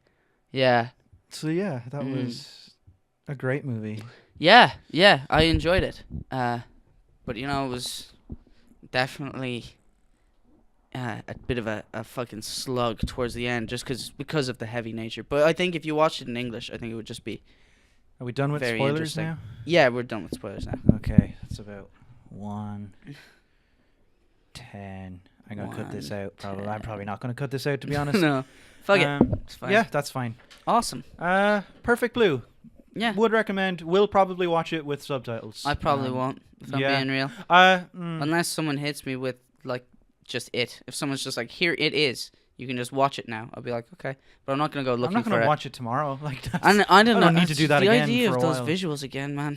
Yeah. They're maybe still I will quite read, fresh in my maybe I will mind. read the Wikipedia page. Yeah. I think I'll do that instead. Yeah, actually. that You're sounds. right. Yeah, there you go. Yeah. So. Yeah. I guess that's that. That's that. Which means it's time for emails. Yes. Yeah. Do you want to take a break? Do you? I would like to piss. Okay, I'm gonna put on shorts. Nice. All right. Be back now. Okay. Emails. Very good. Brian and I just had, by the way, during the break, the most comical passing of the guitar that we've ever done. There was a lot of whoa. Yeah. So we've got one email this week. Woo! From Barry. Yeah, Ushin, you were in my house the other night. Fuck you. What are you doing? Right in. God damn it. But thank you, Barry. We're always happy to hear from you. Congratulations to Barry. He is the new editor of Virtual Citizens. Oh, yes. Yeah. Yes. He told me not to say it last week. I didn't ask him if I could say it this week, but he told me to hold off for an episode. So I did. So I'd say that this is fine. Okay. But I'll message him after the show and make sure. Do that. Yeah. For sure. Yeah. Okay. We don't want to be we don't breaking the news here. We're not about news. No, God, no. No, we're about stale insight. It's not hot takes. This is cold insight. Howdy, y'all. It's Barry, your pal with the American accent science can't explain. Oh, shit. The subject line for this is, she can do pretty much anything a frog can. And I know what that is in reference to, and I agree. Okay. In regards to Black Panther versus Blade, a conversation that I forgot we had. Yeah, same. That was a while ago. I'm thinking in my head. It was a very brief conversation. What did we say? And it was an unfounded conversation because I didn't really believe in the point I was making. But what's Barry's point? It's worth pointing out Stan Lee's original intention with the character, a hero who isn't just black, but African. No big deal representation is important too, like having your vampire hunter be played by Wesley Snipes. But it's also important to show characters proudly representing a cultural narrative. Well, that's interesting because the most interesting parts, I think I may have said this on the show, or maybe I didn't. But the most interesting parts of Black Panther to me were the scenes where he was like having like the traditional kind of fights and stuff, and doing the like traditional tribal kind of stuff. Yeah. That kind of intrigued me and appealed to me way more. Scenes. Yeah, because just those scenes of that because movie the scenes where he was fighting as Black Panther, it's just a standard superhero fight. That stuff was like, ooh, I've not seen this. Black this is Panther's cool. powers kind of bore me. They're kind of a deal breaker because he's just completely invincible and taking damage makes him stronger. Exactly. Which I think is quite boring as a thing. But yeah, I've seen the scenes where they're doing like the traditional, like when they're fighting with the spears. Yeah, that scene's awesome. Yeah, like, right. It's really cool. Yeah. Michael B. Jordan's great in that movie. Yeah, he is very, very good in that film. Yes, there's room for both. Which is very true. Yes, absolutely. Good point, Barry. Either way, I definitely agree it took too long, and I enjoyed Black Panther a lot more than Wonder Woman. It says an awful lot how Wonder Woman, it was WW, is so popular with 5-year-old girls despite being a 2.5-hour mostly grey film about war crimes in World War One. Almost as if there's a huge demand that studios have been completely failing to tap all this time. I've been saying it for years. There's a certain thing beginning with W that we need more of in our films. War crimes. We need some... Very good. Yeah, absolutely, Barry. 100% agree with that point. Wonder Woman was like a good, strong female character in that film who is not just really cliched and played out, you know? It's not like, oh my god. Like there is a certain aspect of, oh my god, I can't believe a woman is doing this. But it's because of the time it's set in. It makes sense. For the most part, it's just her doing badass shit. Yeah. You know. But again, that film's never mind. I'm not gonna go on a rant. Staying with superheroes, let me also state my huge love of both My Hero Academia, which you have mentioned. I have mentioned is an anime that I really like too. Yeah. My favorites are The Frog and the Bird. Really good picks. Okay, I really like The Frog and Bird too. I'm starting to see this subject becoming clear to me. The frog girl. Yeah. Yeah, there's a girl and her power is that she is like a frog. Okay. And she has a big long tongue and like she can climb walls and stuff. It's great. Gross. Yeah. That's what you think. And the bird has like a shadow man that fights for him. Okay. It's cool. It's a really good show, and there's tons of like interesting powers in it. Okay, cool. I like interesting powers. It's the Japanese thing where it's like, oh, this superhero is not just Superman. Yeah. Like these guys all wear tank tops. In One Punch Man. Yeah, tank the top. Tank top tiger. Tank top Raccoon. the fucking leader. Shit. Oh, and One Punch Man. Also One Punch Man. Yes. I rewatched the Sea King episodes prior to my exams. Moomin Rider's big scene gets me every single fucking time. Yeah, man. Yeah. That scene's so fucking good. Yeah. That scene made me tear up when I watched it the first time. Yeah. Yeah. It did make me tear up. The whole time I was watching it, I was like, this is lovely and all, but this guy's about to get fucking creamed. Just riding up here on his stupid bike. But he's still doing it because he's a hero. He's still doing it, but I was just watching it, just being like, "Oh no!" Because there's no one else there to look after the people, and he's gonna try his best. Yeah, thanks, Moomin. Great. This comedy anime makes me feel so strongly for a man on a fucking bicycle. Barry. P.S. Oshin is very right about Agretsuko. I love it. Haida is quite possibly the goodest boy. I still have to watch that. Man. I'm probably going to watch that this week. Why is everyone recommending anime now? There's so much that I have to get to. Turns out there's like good anime out there. I'm trying to get to all of it bit by bit. I started, I made a good start this week. Yeah, I'm going to watch Agretsuko for me this week sometime. Yeah. PPS. Bone! And he puts a picture of the scene in the email. Classic scene. Oh God, fantastic. Well, thank you so much, Barry. That was an excellent email. Yeah. I agree with you on all things about My Hero Academia and One Punch Man. Yeah. Now I'm gonna rant about Wonder Woman. Last time I just interrupted his email and that wasn't cool. Yes. Yeah. I feel you, Barry. Wonder Woman.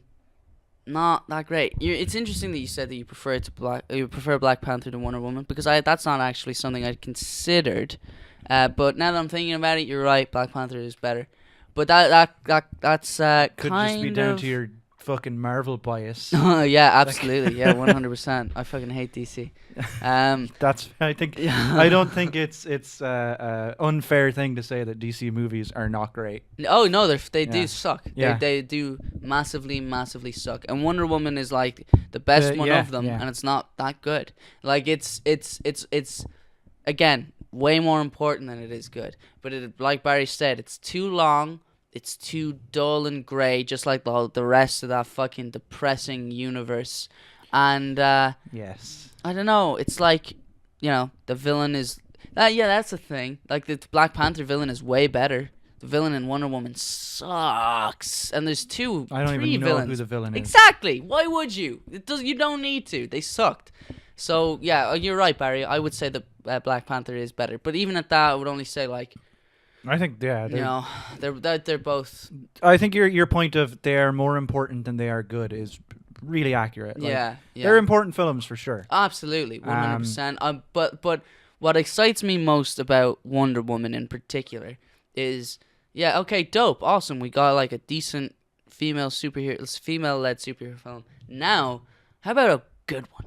How about like a really good one? Because there's some dope ass female characters. Yeah, Batgirl probably just isn't happening now. Yeah, Batgirl. That's pretty sad. I was hoping to like see some kind of Batgirl thing. I was hoping maybe they might incorporate Oracle. That'd be cool. I like Oracle. Oracle. It's in those Batman games. Yes, she is in those Batman games. Yeah. But what other fucking dope ass female superheroes are there? Female superheroes. Well, like there's like ones that are not very marketable, but they're ones that I like She-Hulk. She-Hulk is great. She's dope. She-Hulk's like one of the best ones. Yeah, she breaks the fourth wall so much better than Deadpool does. Yeah. Way better. Yeah, she's really, really funny. Isn't she like a lawyer? She's a lawyer. Yeah, that's so and she's just permanently green. Like it's not like she's just she's just a lawyer who's gotta green. Be like you wouldn't be allowed to be a lawyer if you were a huge hulking green person. But she's not huge and hulking. She's just pretty fucking buff. She's like tall and buff, but she's not like the But she's Hulk. also got super strength. Yeah. So she could just be like, Judge, let my client go. Or I'll fucking kill all of you. Kill everyone in this courtroom. But I don't think that holds up in a court of law. She's a good lawyer. She's a good lawyer, man. Yeah, she's committed to I'd love a She-Hulk movie. That would be excellent. It would be excellent, to be fair. But yeah, like, obviously everyone's been saying it forever, Black Widow. But at that point, I don't know. I think it might I don't think Black Widow is that interesting as a character. She's just a spy lady. There's some interesting things about her, but they tried to kind of... They didn't want to do a Black Widow movie, so they tried to shoehorn her pretty interesting origin into like some really sloppy dialogue in Age of Ultron, and so now I'm like, I don't want to see an extension of that shitty description. Yeah. Do you know? Even though like I liked her origin story before she described it that way. Yeah. You know? Actually, thinking back on it, I liked her more than I thought I would in Civil War. Yeah, she's cool. I like that you don't know where her loyalties lie, really. She's, kind of always looking out for what she considers to be, the right thing, which is interesting because it's made pretty apparent as well in films like Winter Soldier and stuff that what she would consider to be the right thing is not necessarily what others would. Yeah. So I think that makes her a pretty interesting character. Yeah, she is a bit of a rogue. But again, like I said, I feel like the time might have passed for a Black Widow. Wasn't Miss Marvel? Captain Marvel's coming soon. That's set in the 90s or something. Yeah, it's set in the 90s, That could be cool. Yeah, so that could be fun. Do you think they're going to de-age Sam Jackson? Or they're just going to leave him the way he is? It's tough to say. Yeah. Maybe they'll de-age him. Will they need to? Can he still look young? I think he could. I haven't seen... Do you put a wig on him? I haven't seen him since... Like, he has got some flabby ass Winter Soldier. Yeah. He could just wear a turtleneck. Like Nick Cage. Nick Cage. Nick Fury. Who's Nick Cage? Nick Cage is Nicolas Cage, man. Jesus. That's a movie I want. Nicolas Cage assembles the Avengers. He could play the white Nick Fury. Just the original one. Ultron! That was a terrible... I haven't heard Nicolas Cage talk since Face Off. An impending threat. Face Off. That's another great movie. don't believe you. Him and John Travolta I know what it's about, and that's why I don't believe you. Face Off is excellent. I definitely don't believe you on that. Definitely not gonna buy you on that. I might watch it someday because it does sound ridiculous and hilarious. But yeah, it sounds awful to be honest. Yeah. Okay. I'm remembering bits about Face Off. It's so bad. It's so great. Just having flashbacks. Just his daughter. He does this. He puts his hand on his daughter's face, and that's how she knows that it's him. When he has a different face. Oh, because he puts his hand on her face. What? Yeah. Wow, for fuck's sake. Okay. Right. Should we do bullshit? We should do bullshit. Yeah. Okay, 1 second. Let's do bullshit. I'll get your water. The microphone all wrapped up against my leg. Oh, guitar's over there. It's all gone to shit, Brian. Okay. Oh, thank you. Haha.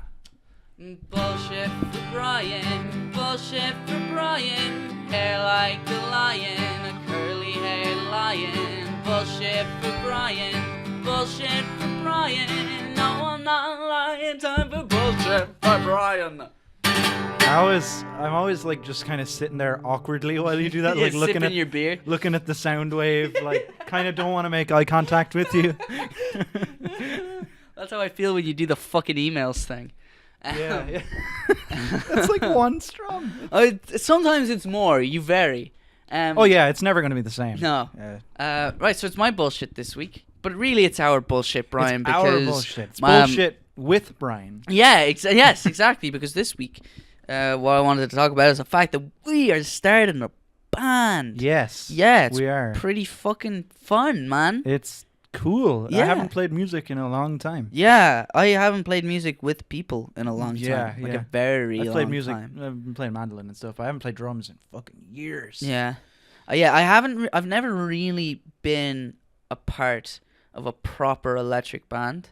I've been in many bands, but the majority of them played like maybe 2 gigs, you know, and we were just doing it for a bit of crack. This is the first band that we're like, as of yet, we're doing like all my songs and stuff. So there's much more of a personal connection. Yeah. I would say most of the songs we'll do will end up probably being yours. Yeah, because I've got quite a few. Yeah. I've got quite a few that I want to play drums on as well. Like, Thank you very much. Yeah, but I'm really excited about that. We had our first practice there. Austin is in it from Human Music, who are playing a gig tonight, by the way. In Kilkenny. Yeah. You should go there. No, it's too late. Yeah. Hope you went there. They're not playing tonight. They've played yesterday. Or the day before yesterday. No, they're playing tonight. No, by the time this came out. Yeah, whatever. Sorry. I'm not thinking. What's it? You gotta think like we're in the future. Dimension. Yeah, we gotta think in. Yeah. Fourth dimensionally. It's from or third dimensionally. It's from Back to the Future. Doc says. Fuck! I just watched those movies. God damn it. But yeah, then so they're playing tonight. But Austin from Human Music is playing some lead guitar for us. Aaron Thompson, who I mentioned a while ago, cinematographer on a short film I did, super nice guy. Yeah. He came in. He played some bass on some songs. He played some keys on some songs. You were playing some drums and some mandolin at the same time. At the same goddamn time, man. It was pretty impressive.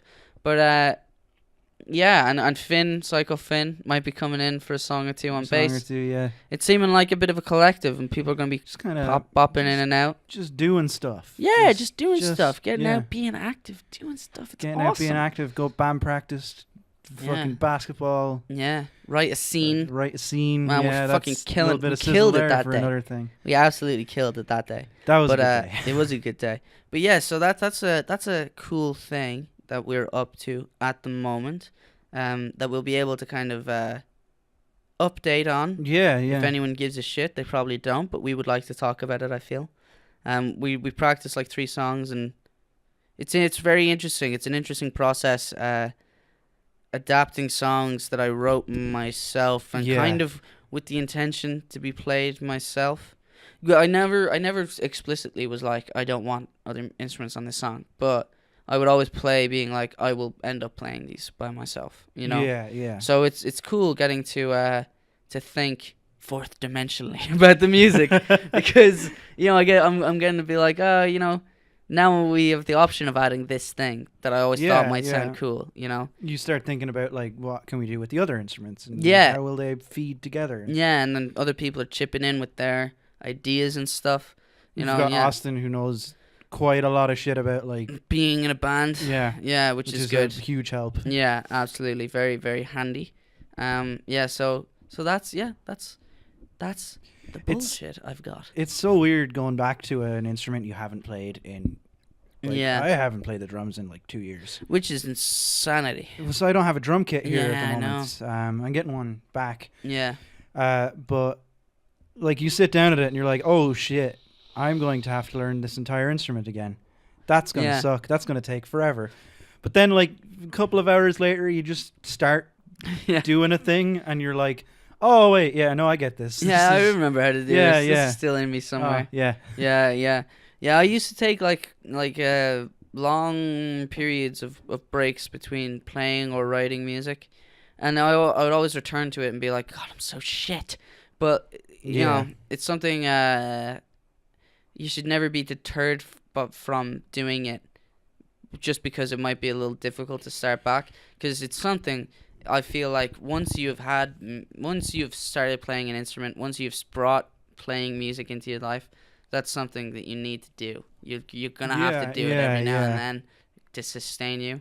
But it's then kind of a corny thing to say, but that's genuinely how I feel about it. Like, if I go too long without playing music, sometimes if I'm in a mad rush, I'm just running home, grabbing something before I go, I'll just pick up my guitar and play like a really quick song, just because I'm like, I need to get a little of this energy out. You get to a point then as well where you get enough knowledge about playing the instrument that you can experiment with it a bit. Yeah. And start just doing new things. Yeah. So it becomes a lot easier to, like, practice every day then. Like, I was playing the keyboard for a while, and at a point I was just able to hit chords in different orders to see what came out. Yeah.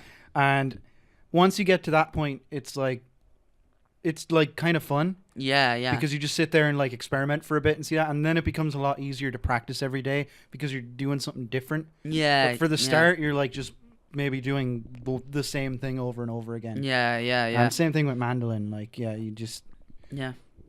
Yeah, it was the same with me when ukulele. When I started on that, like, sure. I wrote that one song on ukulele, and then I kept playing that song, and then through playing that song, there just happens to be a lot of chords in that song, so I kind of more or less learned ukulele. Like, I still nowhere near play that instrument like fluently, but I could play it competently. Yeah. You know? So you also play guitar, so you've got that as well. Yeah, that does help which a bit. Kind of helps. Yeah, a bit, not a huge amount, but not a huge amount, but it does help with just remembering finger positions. Quickly or whatever.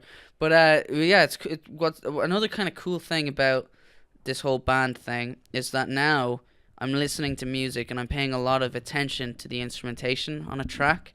Yes, and kind of trying to think of ways that we can kind of, seeing what other people have, steal it, make it our own, make money off of it. That's what this is all about. Like just like we stole Celine Dion's music. Yeah. I stuck a bitch.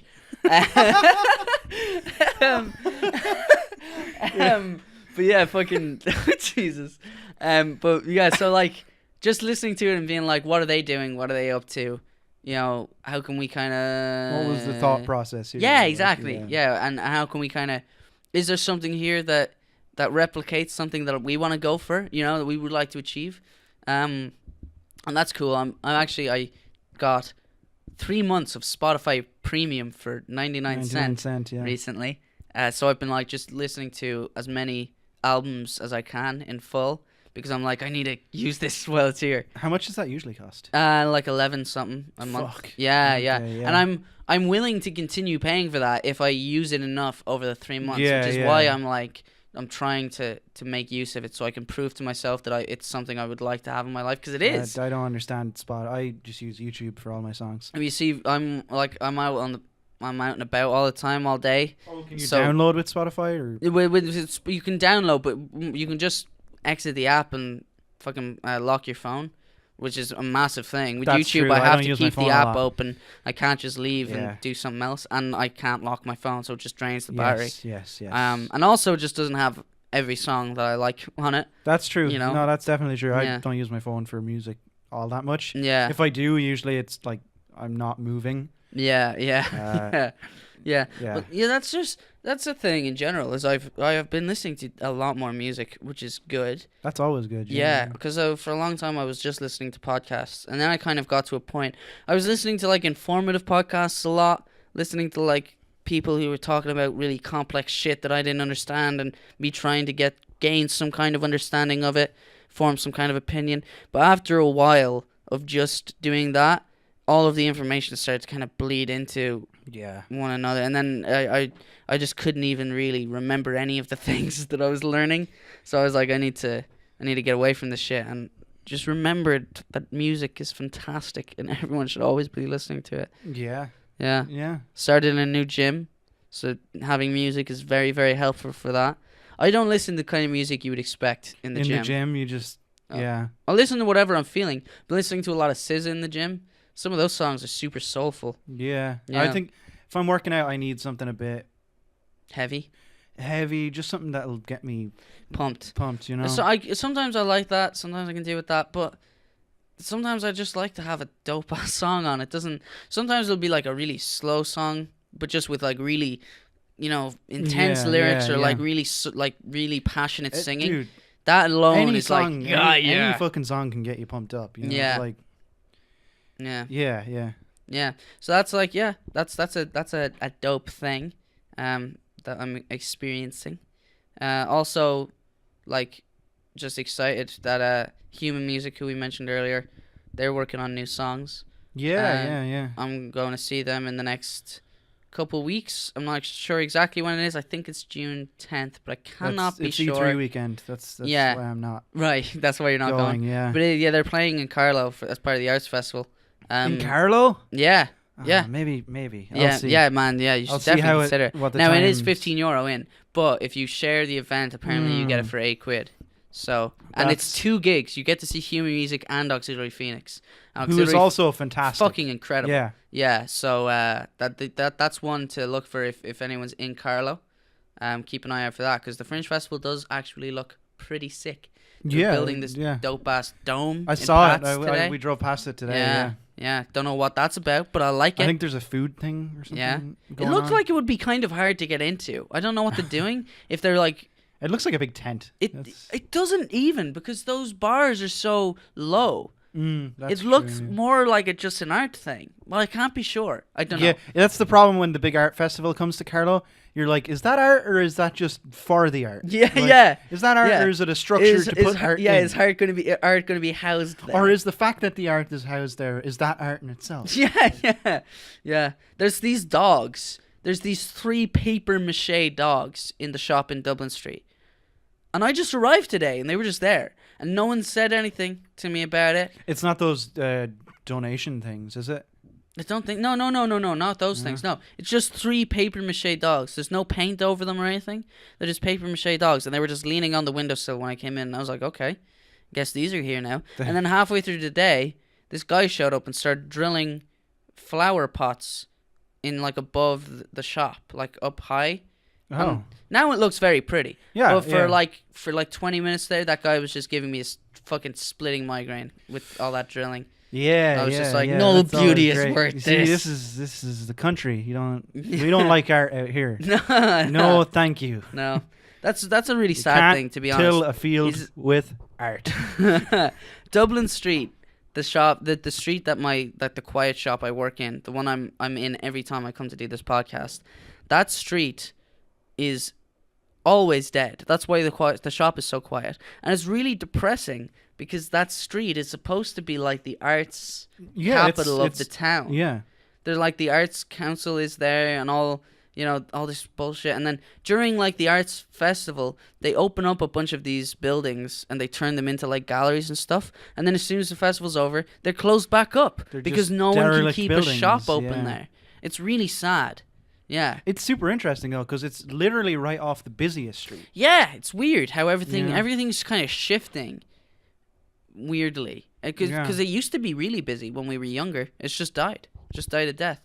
But I bet it'll rotate at some point. It's so interesting that street's dead when it is literally adjacent to the busiest street. But Tullow Street isn't as busy as it used to be. Is either. it not? No. I feel like Tullow Street's still like really busy. No, you haven't left your house people. in a million fucking years. Been around. You've been around the last couple days and you haven't been down Tullow Street. I have. You were I actually. I was down Tullow Street a few times. But yeah, no, for the most part, it's pretty dead. But we're just talking about streets that a lot of people, well, hopefully a lot of people listening to this wouldn't have heard of. But not really. Everyone listening to this knows us. That's a good thing about our town, I think, about Carlow, is the openness to the arts and to art and stuff. I mean, we have a nice gallery. Like we have a nice gallery, a really nice gallery building that does well, I think. It does okay. Look, we have a really nice gallery that is a fucking fortune to put something on in. It costs $2,000 a night to rent that fucking theater out. The only things that come through this town are like professional shows that are touring professionally. You can't really just put on a thing. If you have a George thing that you're doing, there's no love for you there. You don't have the money. Nope. No. That's a bit of an unfortunate thing. Yeah, if a local person just wanted to do something, it's not possible. Like, I feel like there was never any, when I was growing up, because obviously I'm a real artsy guy, but when I was growing up, like, there was no major opposition to the arts. No one was like in my face being like, put down that fucking guitar and, you know, stop all that acting bullshit. No one was really. People in school used to make fun of me a little bit, whatever. Yeah, boys will be boys, kids will be kids. Boys will be boys. Yeah, but like that, you know, no one, like, it was never necessarily like, what's the word I'm looking for? It was never deterred. You were never deterred. It was never deterred from doing it, but I was never encouraged either. Yeah, and like I would consider Carlow to be a very sports-centered, focused, driven town. Yeah, we do have. Yeah, we've got a lot of sports stuff, which is a shame because we don't seem to be all that fucking good at them, do we? When's the last time you heard of us fucking winning anything? I never hear of it. Yeah, I don't move in those circles. Yeah, I don't move in those circles either, so I wouldn't know. No, this is just the impression I get. Like I can't know for sure, but I feel like we do okay. I feel like we Carlow probably football, do fucking fine. Football, hurling, are we good at one of those? I don't think we are. Kilkenny's good at hurling. I think sometimes we're good at football. Kilkenny is good at hurling. Kilkenny's not us. Kilkenny's not us. No. That's true. They're a different county. Yeah, different county. We don't like them. We don't like any other counties but our own county. Yeah. Fuck everybody else. Fuck the 6 up there above. They're not even part of us. No, we want you back. No. I want you back. Is that going to get us copyrighted? I want you back. It's going to get us either copyrighted or... It's going to get us copyrighted or the IRA is going to be knocking on the door. Who the fuck knows? Oh, Jesus. Okay. I laughed too hard at myself. Yeah, you did. And now everyone thinks you're a fucking weirdo. Yeah. So, okay. I feel like I'm done talking. How do you feel? You feel like you're done talking? I feel like we did 1 hour and 41 minutes. That's not so fucking bad. We did 2 hours last week, so yeah, we did. So I think that's good. Yeah. Yeah. All right. How the fuck do you end a podcast? Yeah, I know it's a difficult thing to do, right? Well, we could start by being like, hey, if you like this podcast, give it an old like. Give it an old comment. Give us an old subscribe. You know what I want you to do? You know what I want you to fucking do? What do you want me to do, Brian? You know what? Not you. Just whoever's listening to this right now. Right? See that link up just over the video. Yeah. You're going to click on that and you're going to fucking copy and paste it. Yeah. You're going to post that on your fucking Facebook. Yeah. And you're going to tell people, hey, I like this. All right, I like this podcast. If you didn't like the podcast, you can copy and paste it and say that you didn't like it. You can say this podcast was terrible. Yeah, that's fine. You should all listen to it just to hear how bad it was. Yeah. This podcast is awful. Check it out. At the link below. Try it. Try it out. Yeah. So that's what I want everyone to do. If you made it this far. Yeah. Fucking find us at TLostPod on Twitter. Translation Lost Podcast on Facebook and translationlostpod@gmail.com if you want to write us an email, which we would greatly appreciate. They can be in the form of questions. They can be in the form of trippy dream sequences written by a maniac. Whatever you're feeling, we'll read it out. We're just desperate for content. So also the secret code to get the original episode 15. Mm-hmm. I don't know where you're going to send this to, but it's Knife Poster. Knife Poster. If you send that to us. So yeah, if you send that to us on Facebook, we will hit you with the link. We will hit you with the link. We'll hit you with the link. I realized as I was about to say that, I was like, I don't know where the fuck to tell people to send this to. Yeah. Yeah, us on Facebook. That makes a lot of sense. Yeah. Knife poster if anyone gives a Knife fuck. poster if anyone cares to hear Dara's cover of Celine Dion. Yeah, which I think is pretty riveting. Also, shout out. He should be shouting us out really, but he is with every fucking Instagram post. Shout out to Translation Lost Ad Monkey, who is Psycho Finn, who's been commenting on random shit, advertising to like just streams, messaging SZA. Yeah, SZA. Yeah, he's been messaging like just posting it relentlessly all over the internet, being like, "Listen to Translation Lost." Here's the thing: he has more followers than us on Instagram. On Instagram, that Instagram has more followers than we have anywhere else. Yeah, on Facebook, Twitter, on anything. Definitely on Twitter. I never used the Twitter. Yes, yeah. So, if you're listening to this, would you follow us on something, please? Because it's getting a bit offensive. Yeah. Whoever is following Finn is like constantly seeing advertisements in the form of a joke for this thing that they're not subscribed to. Yeah. I feel like we should make a real Instagram. Oh, maybe we should. Yeah, we should probably do that. Yeah, I do that picture I'll every do that week. before I go to Japan. Okay, yeah, okay, I think cool. that would be a good opener for that Instagram. Yeah, and you can take pictures of weird shit in Japan that relates to the podcast. I can probably, imagine there'd be a lot of it. Yeah. Okay. Awesome. All right. That's it, I guess. Yeah. We're Translation Lost. We will be better at this next week. I hit the wrong mouse. Woo!